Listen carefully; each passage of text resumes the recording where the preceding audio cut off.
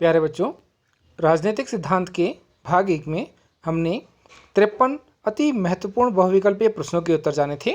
तो आइए जानते हैं आज के प्रश्न। आज का प्रश्न संख्या 54 है। प्रभाव एक अमूर्त धारणा है जिसके आधार पर व्यक्ति की गरिमा बढ़ती है। यह कथन किसका है? तो इसका सही उत्तर है रोवे का। प्रश्न संख्या 55। अधिकार स्वयं सिद्ध, निरपेक्ष, पूर्ण, सामाजिक तथा जन्मजात हैं। यह कथन किसका है? तो इसका सही उत्तर है यह एक प्राकृतिक अधिकार सिद्धांत है। प्रश्न संख्या 56। अपने कर्तव्यों का पालन करो तथा अधिकार स्वयं तुम्हें मिल जाएंगे।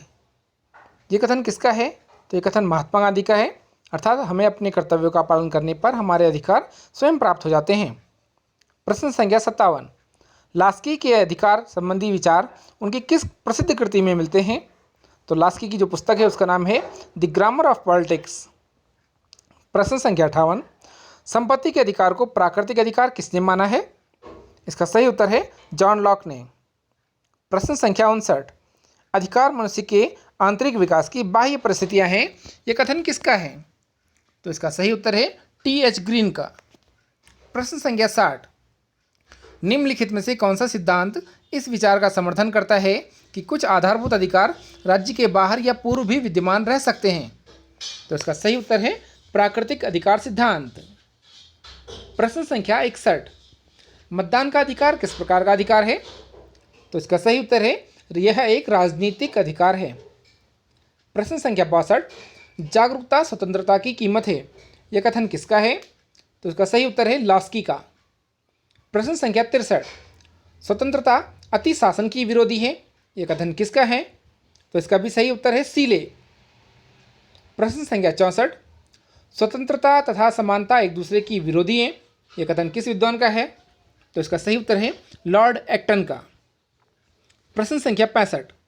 जहां कानून नहीं है वहां स्वतंत्रता नहीं हो सकती। यह कथन किसका है? इसका सही उत्तर है जॉन लॉक का। प्रश्न संख्या 66। आर्थिक समानता के अभाव में राजनीतिक स्वतंत्रता केवल एक भ्रम है। यह कथन किसका है? इसका सही उत्तर है जी.डी.एच. कॉल का। प्रश्न संख्या 67। जिस प्रकार सौंदर्य कुरूपता के अभाव का नाम नहीं होता, उसी प्रकार स्वतंत्रता प्रतिबंधों के अभाव का नाम नहीं है। यह कथन किस विचारक का है? तो इसका सही उत्तर है टी.एच. ग्रीन का। प्रश्न संख्या 68। स्वतंत्रता समानता के बिना नहीं रह सकती। यह कथन किसका है? तो इसका सही उत्तर है रूसो का। प्रश्न संख्या 69। एक व्यक्ति एक वोट का सिद्धांत किससे संबंधित है? इसका सही उत्तर है राजनीतिक समानता से। प्रश्न संख्या 70। समानता की उत्कृष्ट अभिलाषा के कारण स्वतंत्रता की आशा ही व्यर्थ हो गई है। यह कथन किसका है? इसका सही उत्तर है लॉर्ड एक्टन का। प्रश्न संख्या 71। निजी संपत्ति सामाजिक न्याय की मांग है। यह विचार किसका है? तो इसका सही उत्तर है उदारवादियों का। प्रश्न संख्या 72। उदारवाद का मूल सिद्धांत क्या है? तो इसका सही उत्तर है व्यक्तिगत स्वतंत्रता। प्रश्न संख्या 73। न्याय में निम्नलिखित में से कौन सा तत्व प्रमुख होता है? तो इसका सही उत्तर है न्याय के लिए निष्पक्षता का होना अति आवश्यक है। प्रश्न संख्या 74। भारतीय संविधान के अनुच्छेद 17 के द्वारा अस्पृश्यता का अंत कर दिया गया है, जिसका संबंध किससे है? इसका सही उत्तर है सामाजिक न्याय से। प्रश्न संख्या 75। प्रजातंत्र के बहुलवादी सिद्धांत का समर्थक कौन कौन है? तो इसका सही उत्तर है बहुलवादी सिद्धांत के जो समर्थक हैं उसमें लास्की का नाम लिया जाता है, जो प्रमुख समर्थक हैं। प्रश्न संख्या 76। मॉडर्न डेमोक्रेसी नामक ग्रंथ के लेखक कौन हैं? तो इसका सही उत्तर है लॉर्ड ब्राइस। प्रश्न संख्या 77। लोकतंत्र का एक अवगुण है। तो इसका एक अवगुण है अयोग्य व्यक्तियों का शासन। प्यारे बच्चों, लोकतंत्र को मूर्खों का शासन भी कहा जाता है क्योंकि इसमें कई बार अयोग्य व्यक्ति भी चुनकर आ जाते हैं। प्रश्न संख्या 78। लोकतंत्र का घर किस देश को कहा जाता है? तो इसका सही उत्तर है स्विट्जरलैंड को। प्रश्न संख्या 79। लोकतंत्र जनता के द्वारा जनता के लिए शासन है। यह कथन किसका है? तो इसका सही उत्तर है अब्राहम लिंकन। प्रश्न संख्या 80। लोकतंत्र के विशिष्ट वर्गीय सिद्धांत के समर्थक कौन हैं? इसका सही उत्तर है पैरेटो। प्रश्न संख्या 81। लोकतंत्र वह शासन व्यवस्था है जिसमें प्रत्येक व्यक्ति भाग लेता है। यह कथन किसका है? इसका सही उत्तर है सीले का। प्रश्न संख्या 82। राज्य शोषक वर्ग की कार्यकारिणी समिति है, यह विचार किसके साथ जुड़ा है? तो इसका सही उत्तर है कार्ल मार्क्स। प्रश्न संख्या 83। कम्युनिस्ट मैनिफेस्टो किसकी कृति है? इसका सही उत्तर है कार्ल मार्क्स। प्रश्न संख्या 84। धर्म जनता के लिए अफीम है, यह किसका कथन है? तो इसका सही उत्तर है कार्ल मार्क्स। प्रश्न संख्या 85। वैज्ञानिक समाजवाद के प्रवर्तक कौन है? तो इसका सही उत्तर है कार्ल मार्क्स। प्रश्न संख्या 86।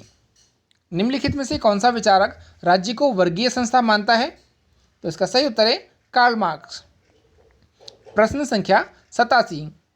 राज्य केवल एक ऐसा यंत्र है जिसकी सहायता से एक वर्ग दूसरे वर्ग का शोषण करता है, यह कथन किसका है? तो इसका सही उत्तर है कार्ल मार्क्स। प्रश्न संख्या 88। मार्क्स ने हीगल के किस विचार को ग्रहण किया? तो इसका सही उत्तर है द्वंद्ववाद की प्रक्रिया को। प्रश्न संख्या 89। मजदूरों के पास खोने के लिए अपनी बेड़ियों के अलावा और कुछ नहीं है तथा विश्व के मजदूरों एक हो जाओ, ये घोषणाएं किसमें अंकित है? इसका सही उत्तर है साम्यवादी घोषणा पत्र या कम्युनिस्ट मैनिफेस्टो में। प्रश्न संख्या 90। महात्मा गांधी की आत्मकथा का नाम क्या है? इसका सही उत्तर है माई एक्सपेरिमेंट्स विद ट्रूथ, सत्य के साथ मेरे प्रयोग। प्रश्न संख्या 91। कर्म कर्तव्य है, फल अधिकार, यह विचार किसका है? इसका सही उत्तर है महात्मा गांधी। प्रश्न संख्या 92। निम्नलिखित में से कौन सा विचार गांधीवाद से संबंधित नहीं है? तो गांधीवाद से क्रांति का सिद्धांत संबंधित नहीं है। प्रश्न संख्या 93। महात्मा गांधी की एक कृति का नाम क्या है? तो इसका सही उत्तर है हिंद स्वराज्य। प्रश्न संख्या 94। राजनीति का आध्यात्मिकरण करने वाला विचारक कौन है? तो इसका सही उत्तर है महात्मा गांधी। प्रश्न संख्या 95।